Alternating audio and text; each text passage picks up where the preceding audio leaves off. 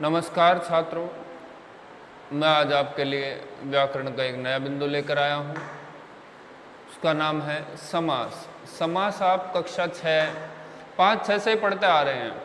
आ रही है बात समझ में? भाई समास आप 5-6 से पढ़ते आ रहे हैं, लेकिन अब भी आपके समास क्लियर नहीं है। इसलिए आपके कक्षा 10 के सिलेबस में समास नाम का टॉपिक है, उसको मैं प्रारंभ कर रहा हूँ। ध्यान से देखना।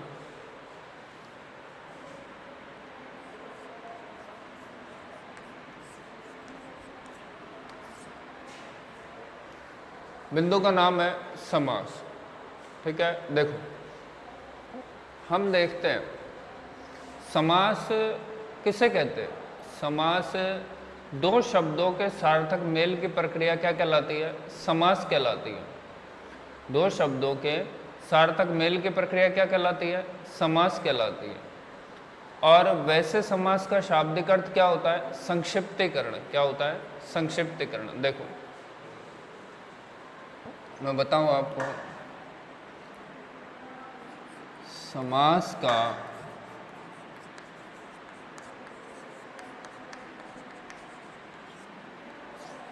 शाब्दिक अर्थ है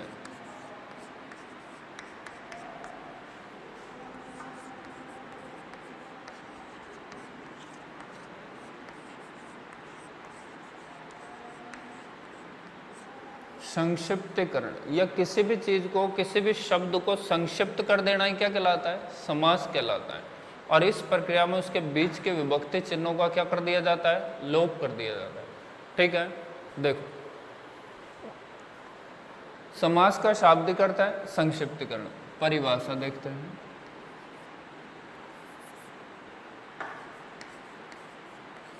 फोकस करें आप भाई, परिभाषा पर फोकस करना है ना।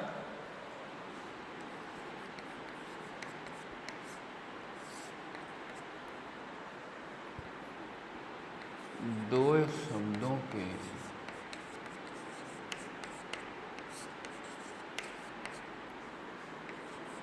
सार्थक मेल को,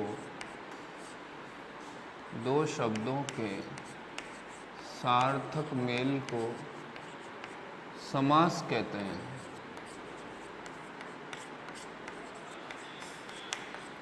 समझना, ध्यान से समझना। अब से पहले 2-3 शब्द मैं आपको ऐसे बता दे रहा हूं जिनमें कंफ्यूजन आता है। कौन कौन से? देखो, एक तो है वर्ण, एक है शब्द और एक है वाक्य। ठीक है, वर्ण तो क्या होता है, शब्द क्या होता है और वाक्य क्या होता है, इन चीजों का हमें पता होना चाहिए। देखो वर्ण, जैसे मैंने लिखा, ये क्या है? वर्ण है। वर्णों का मेल किस में होता है? संधि में। वर्णों का मेल किस में होता है? संधि में। आ रही बात समझ में? जबकि शब्दों का मेल होता है समास में। किस में? समास। आ गई बात समझ में? और वाक्य आप जानते ही हो, कोई दिक्कत नहीं है। आगे देखो,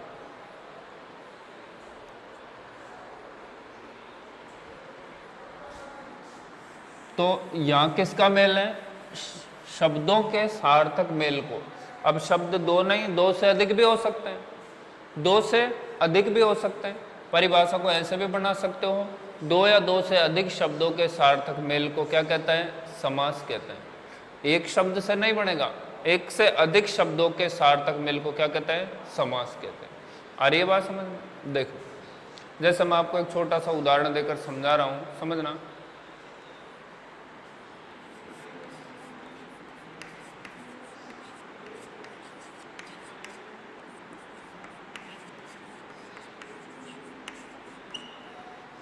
रसोई के लिए घर, हमारे पास ये शब्द है। ठीक है, अब हमें इसका क्या करना है? समास करना है। इसका छोटा रूप बनाना है। क्या बनाना है? छोटा रूप। देखो तो क्या बनेगा? रसोई घर, रसोई घर। ठीक है, अब इतना लिखने से इतना लिखने से बचने के लिए हमने क्या किया, इसका क्या कर दिया, समास कर दिया।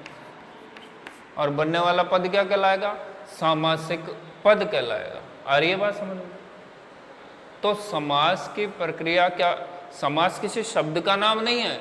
समास क्या है, समास एक प्रक्रिया है, एक प्रोसेस है। क्या है, प्रोसेस है। क्या है, प्रक्रिया। अंग्रेजी में कह सकते हो प्रोसेस, कोई शब्द नहीं है। क्या है, प्रक्रिया है। आ रही है बात समझ में? तो क्या समझे, इतना बड़ा लिखने से बचने के लिए हमने क्या कर दिया, इसका समास कर दिया। समास माने छोटा रूप। इधर देखो ध्यान से, मैंने ऊपर आपको बताया समास का शाब्दिक अर्थ क्या है, संक्षिप्तीकरण। माने किसी भी शब्द को क्या कर देना, छोटा कर देना, क्या कहलाता है, समास कहलाता है। किसी भी शब्द को छोटा करके लिखना क्या कहलाता है, समास कहलाता है। आ गई होगी जहाँ तक है मेरी बात समझ में? आगे दो।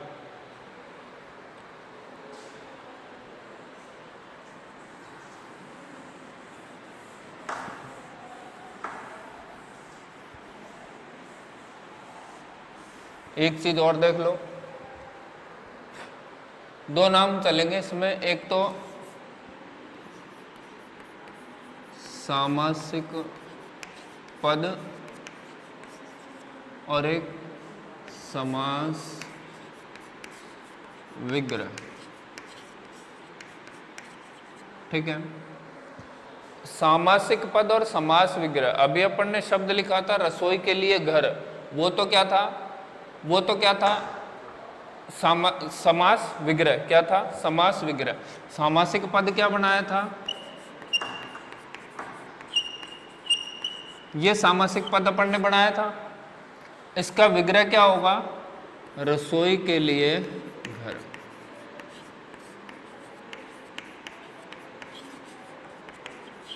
ठीक है, कोई दिक्कत? ये सामासिक पद बन गया, जबकि ये क्या बन गई, ये इसका क्या हो गया, विग्रह हो गया। आ रही बात समझ? आपको शब्द ऐसा देगा, या तो उसका विग्रह करवाएगा, या क्या पूछेगा, समास का नाम पूछेगा। ज्यादा से ज्यादा आपसे क्या पूछ सकता है, उस संबंधित समास की परिभाषा। इससे बाहर प्रश्न नहीं आता। पहली चीज, सामासिक पद दे करके क्या करवाएगा, विग्रह करवाएगा। अरे बात समझ में? दूसरा, चाहे तो समास का नाम भी पूछ सकता है। और तीसरा, वो परिभाषा के बारे में भी पूछ सकता है कि संबंधित समास की परिभाषा लिखिए। आगे हम पढ़ेंगे, ध्यान से देखना।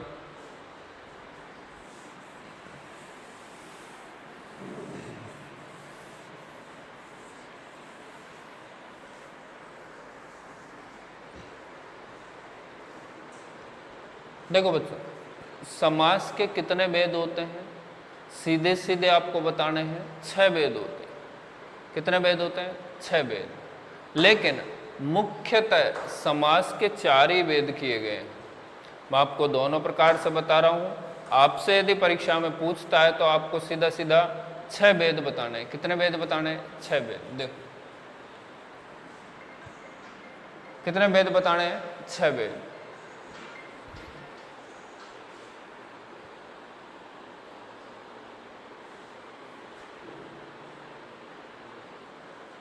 देखो, समास के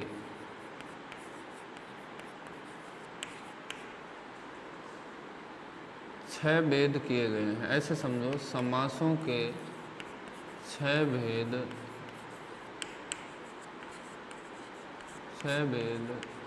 किए गए हैं। ठीक है, समासों के 6 भेद किए गए हैं। कौन कौन से, मैं नाम लिख रहा हूं, ध्यान से समझना।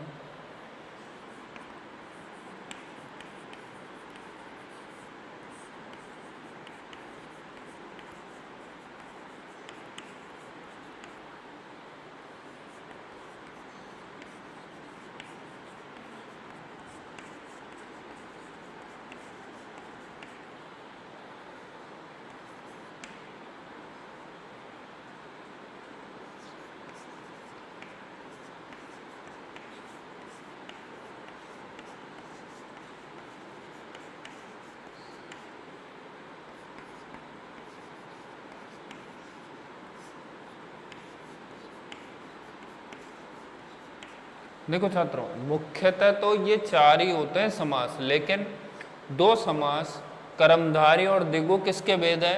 तत्पुरुष समास के भेद है। ऐसे करके समासों की संख्या कितनी हो जाती है? 6।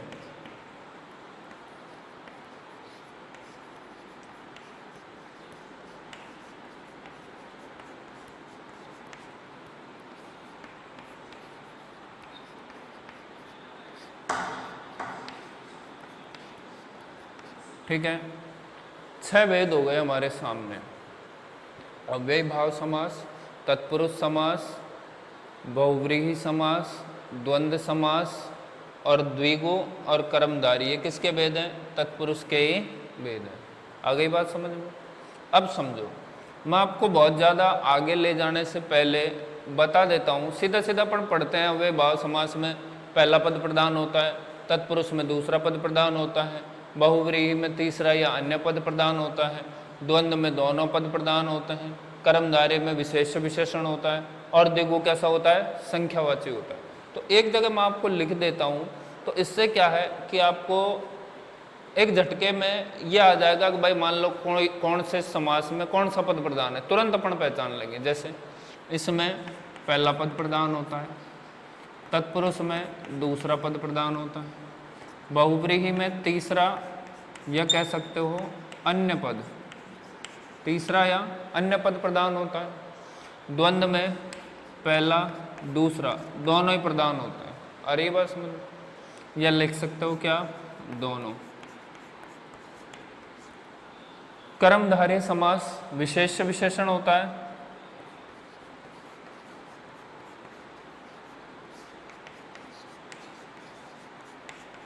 कर्मधारय में विशेष विशेषण, और द्विगु समास कैसा होता है? संख्यावाची होता है। बहुत ज़्यादा आपको कुछ भी रटने की आवश्यकता नहीं है। अगर ये आपको याद है तो आप किसी भी समास की परिभाषा बना सकते हो। जैसे आपसे पूछे अव्ययी भाव समास की परिभाषा दीजिए। जिस समास में पहला पद प्रधान होता है, ये क्या होता है? अव्यय होता है, उपसर्ग मूलक होता है। अव्यय होता है, ये कैसा होता है? उपसर्ग मूलक होता है। क्या कहलाता है?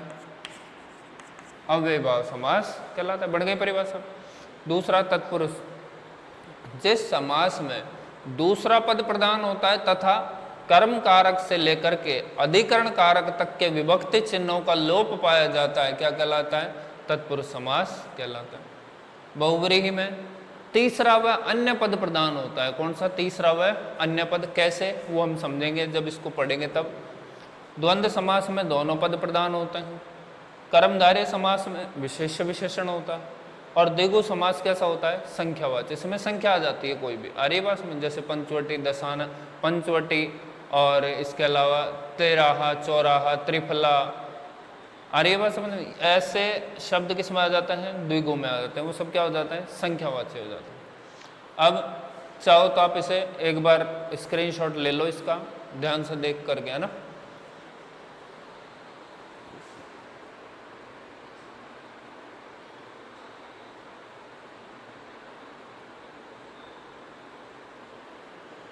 ले लिया?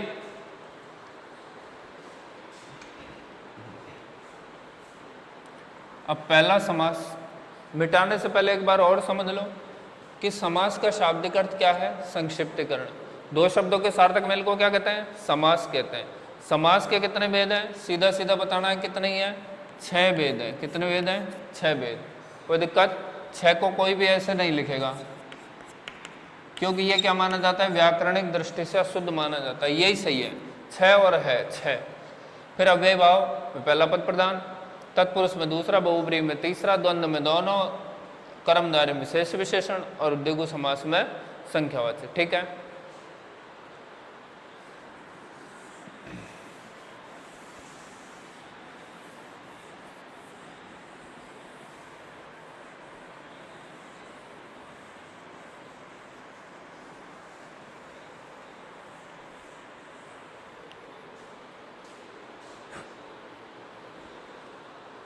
देखो, पहला ले रहे हैं हम, पहला ले रहे हैं अव्ययी भाव समास। अव्ययी भाव समास। जैसा इसके नाम से पता चल रहा है, पहला पद क्या होता है? अव्यय। अव्यय में आपको अब से पहले पढ़ा चुका, सारे उपसर्ग भी किस में ही आते हैं? अव्यय में ही आता है। देखो, जिस समास का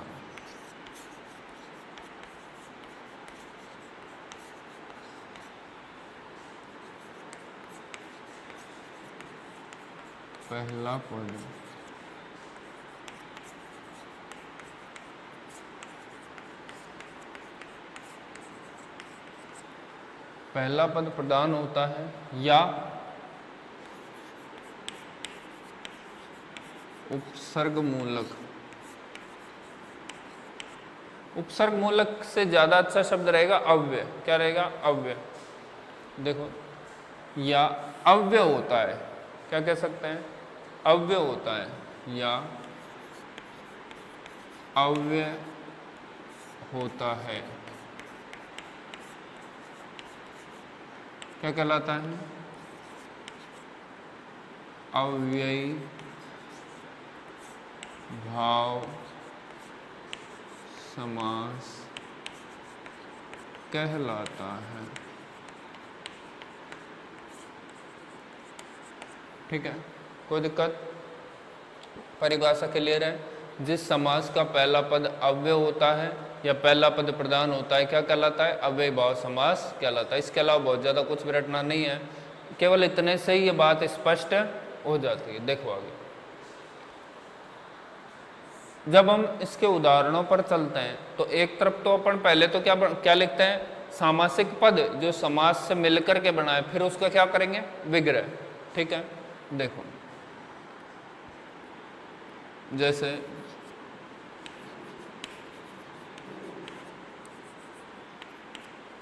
जैसे यथाशक्ति। ठीक है, आजन्म, यथाशक्ति आजन्म प्रतिदिन।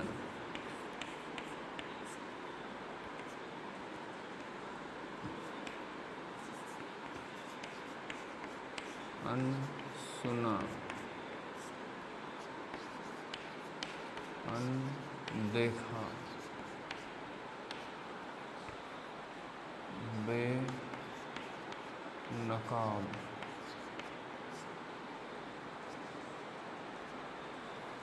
ठीक है, देखो ये शब्द है हमारे पास अव्ययी भाव समास के उदाहरण। अब इनका हम विग्रह करते हैं। तो देखो, विग्रह में अधिकांशतः चीज वही आनी चाहिए जो शब्द में है, उन्हीं शब्दों का विग्रह में प्रयोग किया जाना चाहिए। जैसे यथाकार, तो देखो इसमें यथा उपसर्ग है, इसमें आ उपसर्ग है, इसमें प्रति उपसर्ग है, इसमें अनुपसर्ग है, इसमें अनुपसर्ग है, इसमें बे उपसर्ग है। तो सीधा सीधा हम क्या कह सकते हैं कि वे शब्द जो उपसर्ग मूलक होते हैं या जिनके प्रथम पद की प्रधानता होती है, किस समास के उदाहरण होते हैं? अव्ययी भाव समास के उदाहरण होते हैं। जैसे विग्रह करेंगे तो क्या करेंगे? यथाशक्ति। यथाशक्ति का विग्रह क्या होगा? शक्ति के अनुसार। शक्ति के अनुसार। ठीक है, दूसरा आजन्म, मानी जन्म से लेकर। यह क्या भी लिख सकते हो? जीवन पर्यंत।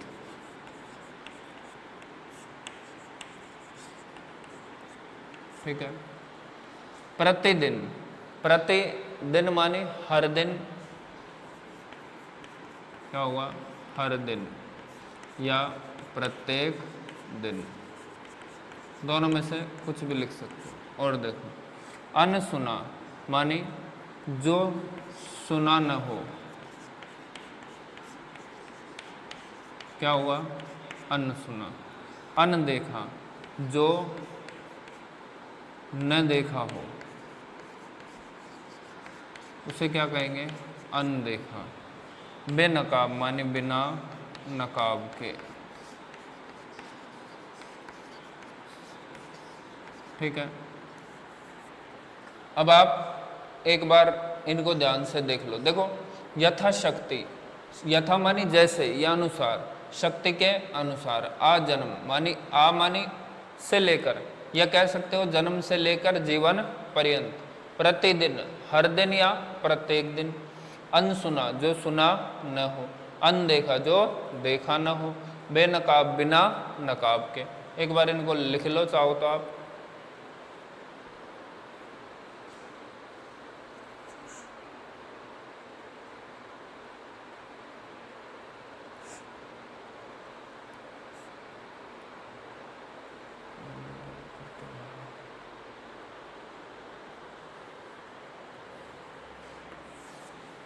और देखो, जैसे प्रत्यक्ष,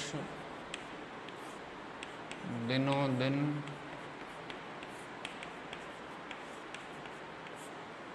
प्रतिघात, प्रत्यक्ष, दिनों दिन, प्रतिघात, और रातों रात, ठीक है। और इस प्रकार के शब्द किस में आते हैं? अव्यय भाव समास में आते हैं। जैसे प्रत्यक्ष का क्या होगा? प्रत्यक्ष में उपसर्ग क्या है? प्रति। मूल शब्द क्या है? अक्ष, अक्षी, यक्ष, ठीक है। तो अक्षी के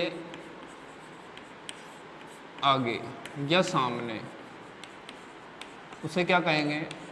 प्रत्यक्ष। अरे जो आंखों के सामने होगा उसे ही तो क्या कहेंगे? प्रत्यक्ष कहेंगे। दिनों दिन मानी दिनों दिन का आप, दिनों दिन का आप, ठीक है।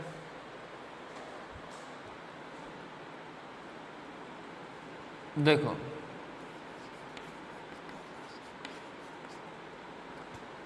अब देखो ये शब्द जो है ना दिनों दिन, इसकी जगह क्या लिखना है? सीधा सीधा दिन दिन। इधर रातों रात की जगह भी क्या लिखना है? रात रात। लेकिन एक चीज समझना, ऐसे शब्द जब भी आएंगे आपको किसकी भ्रांति होगी? आपको किसकी भ्रांति होगी? द्वंद्व समास। किसके? द्वंद्व समास की भ्रांति होगी। अभी मैंने बताया था ना, उसमें दोनों पद प्रधान होते हैं। कितने? दोनों पद प्रधान होते हैं। जब भी ऐसे शब्द आएंगे आपको द्वंद्व समास की भ्रांति होगी। लेकिन ध्यान रखना, जब ये दोनों शब्द सेम आ जाए, एक जैसे आ जाए, कैसे आ जाए? एक जैसे आ जाए। जब ये दोनों शब्द एक जैसे आ जाएं तो आपको समझ जाना है कि समास कौन सा ही होगा? अव्ययी भाव समास। इसमें गड़बड़ी होती है। आ रही बस में? दिन दिन माने दिनों दिन या दिन के बाद दिन। दिन दिन क्या बनेगा?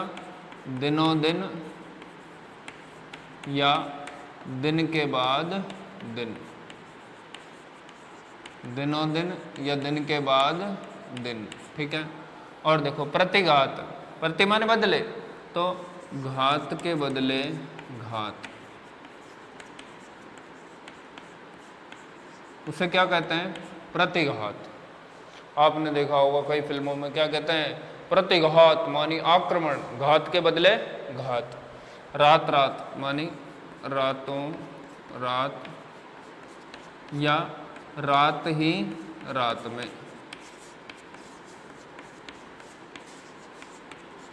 रात ही रात में। दिनों दिन, दिन के बाद दिन, या प्रतिदिन भी कह सकते हो। आगे बात समझ में? प्रतिघात, घात के बदले घात। रात रात, रातों रात, रात ही रात में। और घर घर मानी प्रत्येक घर या घर के बाद घर, ठीक है। ऐसे करके क्या है? ये अव्ययी भाव समास के उदाहरण है। जहां तक है मैं समझता हूं आपको क्लियर हो गया होगा कि उपसर्ग मूलक होते हैं शब्द। उपसर्ग मूलक के अलावा कैसे होते हैं कि दोनों शब्द क्या आ जाते हैं? समान आ जाते हैं। उनका विग्रह किस प्रकार करना है वो भी मैंने समझा दिया। दिन दिन का दिनों दिन, दिन के बाद दिन। रात रात, रातों रात, रात ही रात में। घर घर, प्रत्येक घर, घर के बाद घर। और प्रत्यक्ष, अक्षी के आ गया सामने, कोई दिक्कत नहीं। इसके बाद हम तत्पुरुष समास की बात करेंगे। आ रही बात समझ में? कोई दिक्कत? ध्यान से देख लो, समझ लो, और इन सभी को क्या कर लेना है? उतार लेना है, ठीक है।